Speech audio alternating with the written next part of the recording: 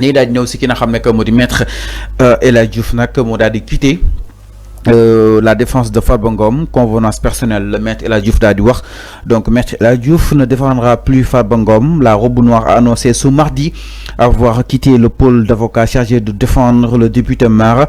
L'information a été révélée, a été confirmée par l'avocat lui-même qui évoque des convenances personnelles pour justifier son retrait présent dans plusieurs grands procès au Sénégal depuis des décennies. Maître El Hadji Diouf n'a toutefois pas précisé les raisons profondes de ce désengagement qui n'a xamné que modi justement maître engagement bi nga xamni itam jël nako mu dina ko da tek souf, c'est-à-dire il est désengagé justement de ce dossier liant Farba Ngom ak li nga xamné que modi le pôle judiciaire financier. Enfin c'est un grand avocat. C'est un grand comédien avocat. Il faut préciser. C'est un grand comédien avocat. Mais maître nak dafa wara xamni avocat bi ñi ci nek mag dafa manam ñi ci nek ténor dafa bari ñom maître Doudou Ndoye ak ñom Amadou Sall ak. Mais ñooñu ñoko barrer le chemin français yi. Quand il travaille avec ces personnes là. Ouais, tu fais pas de la comédie quand même. Dafa bëgg buzz, dafa bëgg nek au devant de la scène dossier Adji Sarr. Té mënu du ko mëna nek parce que il y a un autre comédien qui est là-bas. Malheureusement moko ëpp expérience. Maître Doudou Ndoye ak Amadou Sall. Il a fait 50 ans de défense de dossier. En tant qu'avocat mu ne diggante mom ak Amadou Sall 100 ans taxaw nañ ko ci. Ñom ñaar. Mais il a dit publiquement, il a fait 50 ans de plaidoirie. Donc est-ce que nous devons l'on lancer? Mais quand El Hadji Diouf vient s'immiscer parmi ces meilleurs avocats là, mais il sera petit. Mais est-ce que du japp ni afan lolu mo waral mo dem yonam? Si tu viens dans une pool d'avocats bu mel noonu, des avocats aussi sérieux, non la koy waxé, yow nga andi status de comédie, mais duñ la xol, yow yaay taluñu ko. Taluñu la, duñ la tal. Non, maître El Hadji Diouf dafa téla dem nak. Non, num téla dem metti na ma dé. Ama maître El Hadji Diouf mom déjà. Non, maître dafa téla dem nak. Suñu xarit la. Waaw. Man mom je l'ai connu par le biais de Fatima. Fatima bi fi nekkon. Moma jox numéro maître El Hadji Diouf. Ci bu ne ma wol maître El Hadji Diouf. Mais quand maître El Hadji Diouf a su que le dossier Farba il n'a rien. Dara nekku fa. Du seddo xaliss. Xaliss nekku fa. Fofu do am dara. Non, nekul melni comme le dossier de Adji Sarr. Adji Sarr mom dossier bi mom amna mocciat mom. Dossier Adji Sarr mom mo gëna neex ci Sénégal mom. Avocat yi fa nek mom machallah mom. Waxuma ni ka jox nañ lan xaliss de, mais dossier bu dakk bobu mom amul. Mota ngay gis ay avocat yi daw di regrouper wu fofu. Mais ñu ne Farba fu mu gëna soxla la dem concrètement le classer. Est-ce que Farba la porte? Est-ce que Farba soxla na maître El Hadji Diouf ci dossier bobu? Je pose la question. Est-ce que maître El Hadji Diouf ait accès à ce dossier? Ñeneen ñi si suñu ko avec des guillemets waxuma ni que lolu amna de.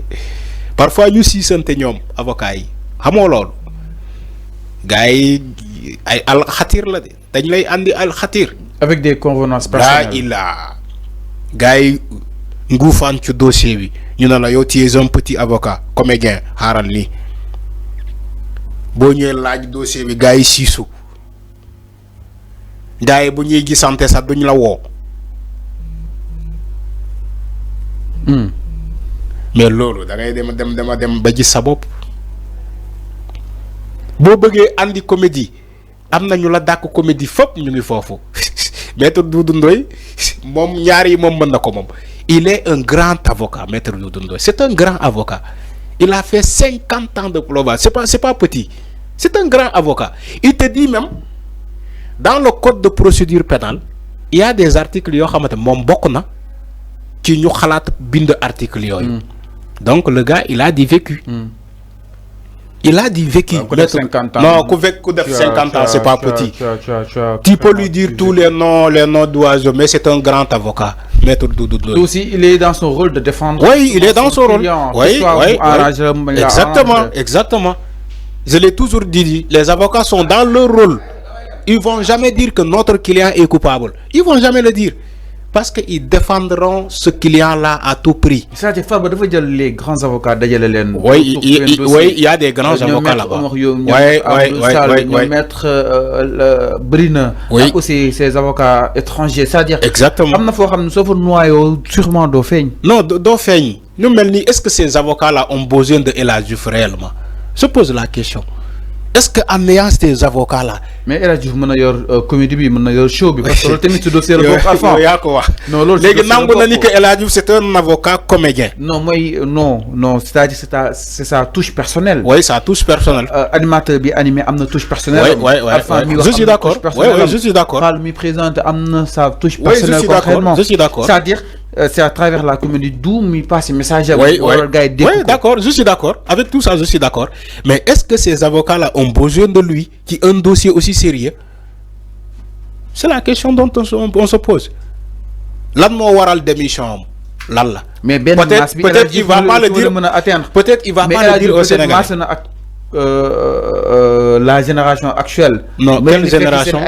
Quelle génération actuelle? C'est-à-dire ay 25 ans, 20 ans. Elle a toujours des fekk sen ay langue, mais maître Doudou Ndoye day wax ay 50 ans, 40 ans, c'est-à-dire ak ay génération. Xam maître Doudou Ndoye bu taxawé ci lolu xam lay wax.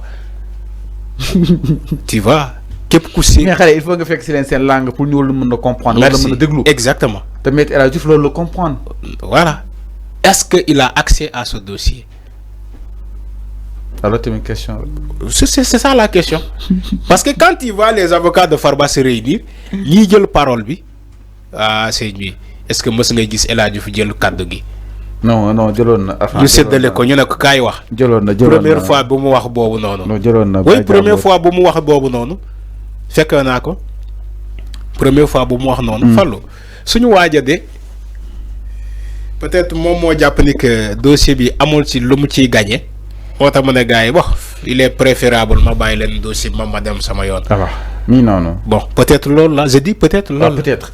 Alors non, comme ki nga xam ne que moo di Maître El Hadji Diouf annoncé na li nga xam ne que moo di son retrait si boobu de li nga xam ne que moo di dossier ñeel mbiru ki nga xam ne que moo di justement Farba Ngom. Alors Arfan laaj ñëw itam si leneen sans plus tarder nouvelle alliance politique du côté de la régie Barthélémy Toye Dias ki nga xam ne que moo di Bougane, un duo attendu contre Ousmane Sonko ak Diomaye. Point actu ñëw na si tey nii leur premier acte